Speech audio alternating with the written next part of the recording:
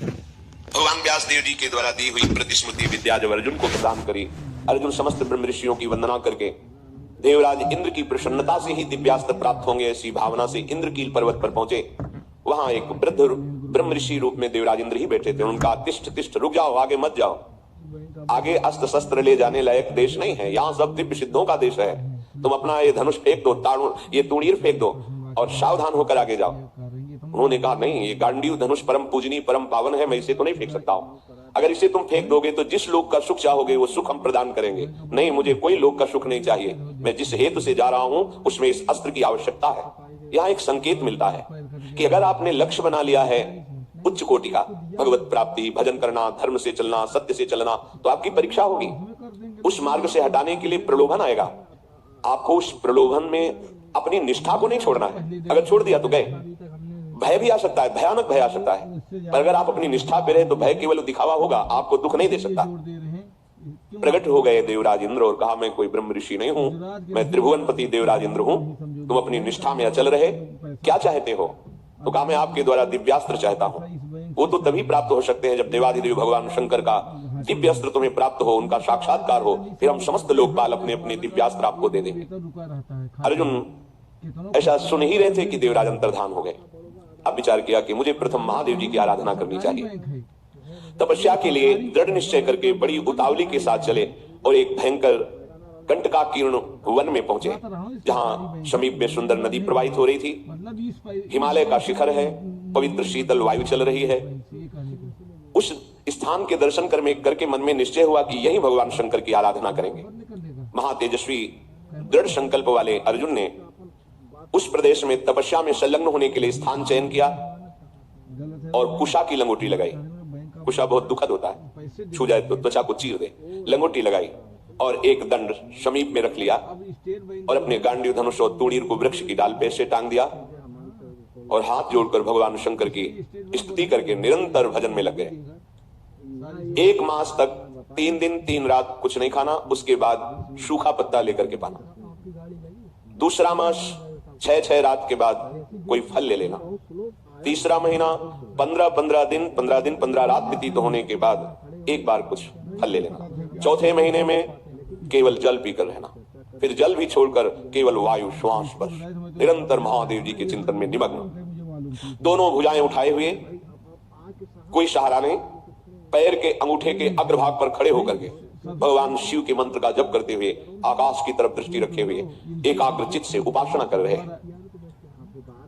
तदनंतर अर्जुन की भयंकर तपस्या को देख करके वहां रहने वाले जितने ब्रह्म ऋषि थे सब भगवान पिनाकपाणी महादेव जी के समीप गए और महादेव जी को प्रणाम करके कहा, देवाधिदेव, अर्जुन आपके लिए महान तपस्या से युक्त होकर के उपासना कर रहे हैं। हिमालय के पृष्ठभाग में स्थित होकर ऐसी उग्र तपस्या कर रहे हैं कि यदि आपने उनको शांतना न दी जो वो चाहते हैं तो दिशाओं में आग पैदा हो जाएगी उनके तप से। हे देव देवेश्वर, हम लोग कुछ समझ नहीं पा रहे हैं कि उनको कैसे शांत करें। वे अपनी तपस्या का संताप प्रकट कर रहे हैं। हम महर्षि जन चिंतित हैं कि यदि वो ऐसी तपस्या में रहे तो आग पैदा हो जाएगी। जैसे ध्रुव जी ने अपनी प्राणवायु बंद कर ली तो त्रिभुवन की प्राणवायु बंद हो गई, तत्काल भगवान को आना पड़ा। पवित्र चित्त वाले इन महर्षियों की जो सदा सबको सुख देने में तत्पर रहते हैं, उनकी बात सुनकर भगवान देवाधिदेव महादेव ने कहा, महर्षियों, मुझे पता है, तुम विषाद मत करो। अर्जुन की तपस्या किसी को कष्ट देने के लिए नहीं है। अर्जुन के मन में जो संकल्प है वो मैं जान रहा हूं। वो किसी लोकांतर के भोग की इच्छा से तपस्या नहीं कर रहे हैं। उन्हें जो पाना है वो मैं प्रदान करूंगा। तुम सब शांत चित्त होकर अपने अपने भजन में लगो जाकर। भगवान शंकर का ये वचन सुनकर जितने ब्रह्मर्षि आए हुए थे सब प्रणाम करके अपनी अपनी कुटिया को गए।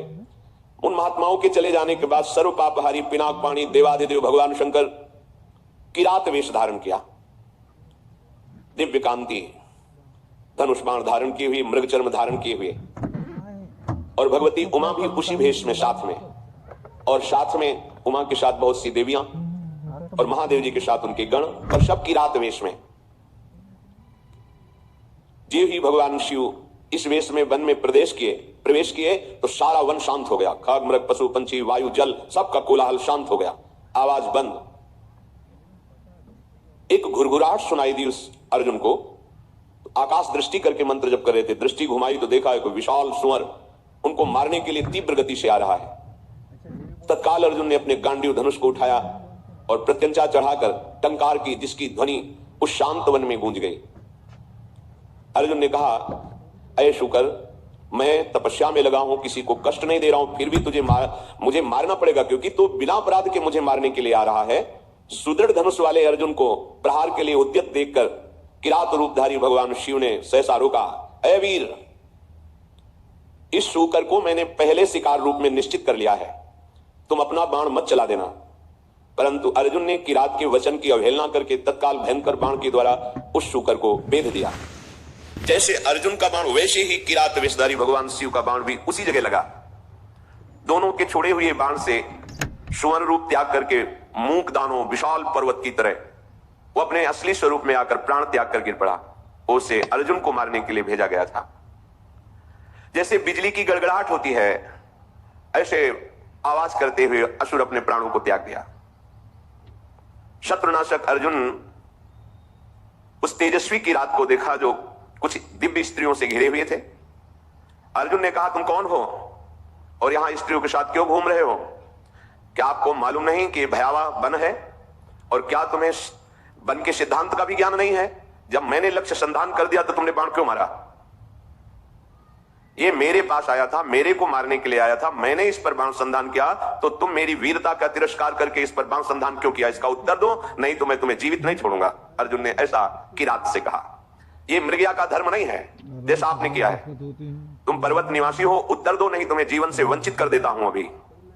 अर्जुन के इस प्रकार कहने पर किरात भगवान जोर जोर से हंसने लगे और कहा, बहुत वीरतापूर्व तुम वाणी भी बोलते हो और वीर भी हो, पर मुझे वन में इसलिए कोई भय नहीं लगता कि यही मेरा घर है। वनवासी हूं, किरात हूं, किंतु जब मैंने कह दिया था कि तुम बाण मत चलाना, ये मेरा लक्ष्य है, तो तुम्हारा साहस कैसे इतना हो गया कि मुझ वनवासी की आज्ञा का उल्लंघन करके तुमने बाण संधान कर दिया? तुमने दुष्कर कर्म किया, ये मुझे पसंद नहीं आया। और तुम जो कहते हो कि मुझे जीवन से हाथ धोना पड़ेगा, तो पहले बल का निर्णय कर लेना चाहिए, फिर बाद में निश्चय होना चाहिए। तुमने हमारे बल का निर्णय तो किया नहीं। क्या तुम जानते हो हम में कितना बल है? किरात वेशधारी भगवान ने कहा। अर्जुन ने कहा, तुम्हारे जानने की हमें कोई आवश्यकता नहीं है, मुझे तुम जान लो। मेरा नाम अर्जुन है, मैं गांडीव धनुष को धारण करता हूं, और जब गांडीव मेरे हाथ में हो तो त्रिभुवन में कोई ऐसा नहीं जो मुझे परास्त कर सके। ये हिंसक रूप धारण करके दैत्य मुझे मारने आया था, मैंने इसे मार गिराया, अपराध आपका है। आपने मेरे लक्ष्य पर बाण क्यों मारा? किरात वेशधारी भगवान बोले, मैंने पहले रोका था और बाण संधान करके मैंने मारा है, और तुम मेरे सामने वीरता की बात करो, इसलिए लगता है कि मुझे तुम्हें दंड देना पड़ेगा।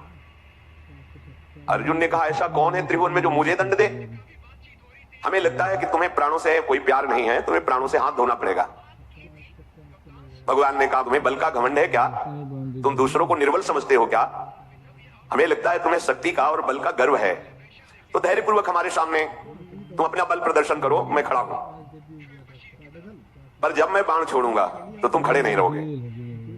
किरात की ये बात सुनकर अर्जुन को बड़ा क्रोध आया कि एक वनवासी किरात हमको ललकार रहा है। तत्काल भगवान शिव का ध्यान करके बाणों का संधान प्रारंभ किया। जितने भी बाण जा रहे हैं उस कोई घाव नहीं पैदा करे, सब लीन होते जा रहे हैं। और बार बार किरात कह रहे और संधान कर। अर्जुन को समझ में नहीं आ रहा कि आज तक तो ऐसा नहीं हुआ। बाण गया, अक्षय तूणीर है, बाण गया लक्ष्य वेदा तूणीर पे आ गया है। ये तो लीलता जा रहा है, बाण जहां जा वो अंतर्ध्यान उन्हीं के शरीर में होता जा रहा है। अर्जुन ने बाणों की वर्षा झड़ी लगा दी। भगवान जो किरात वेश में कोई चेष्टा नहीं करे, जहां बाण जाता है वहीं समा जाता है, अंतर्धान हो जाता है। 48 मिनट तक बाणों की झड़ी लगाते रहे, कोई खरोच भी नहीं और एक भी बाण वापस नहीं हुआ। सारी बाण वर्षा व्यर्थ देखकर अर्जुन को बड़ा आश्चर्य हुआ और कहने लगे, धन्य है किरात, धन्य है। वास्तविक मैंने ऐसा वीर नहीं देखा तुम्हारे जैसा। हिमालय शिखर के समान तुम निश्चल खड़े हो और महाप्रचंड गांडीव धनुष से छूटे हुए बाण तुम्हें तनिक व्याकुल नहीं कर पाए।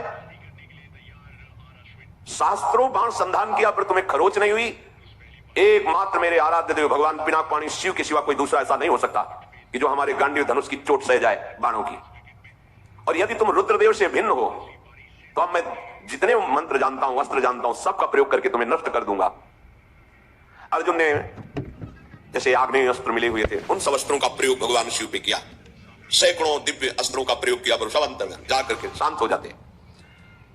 भगवान किरात वेशधारी हंसते हुए बोले, और करो, और बाणों का संधान करो।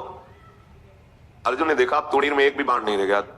तो उन्होंने विचार किया कि भगवान अग्निदेव जी के द्वारा यदि हुए खांडव प्रस्थ जलाने के लिए तूणीर थे, इनका अक्षय शब्द नाम है, अर्थात कभी खाली ही नहीं होंगे। कर तुम अन्यथा कर तुम सर्व समर्था सा ईश्वरा, देवों के भी देव महादेव। एक भी बाण तूणीर में नहीं बचा, सारे बाण नष्ट हो गए। अब मैं क्या करूं? ये तो मेरे बाणों को ही ले जा रहा है, तो मैं इस प्रचंड बलशाली धनुष के प्रहार से मारूंगा, धनुष की कोटि से। ऐसा विचार करके अर्जुन ने अपने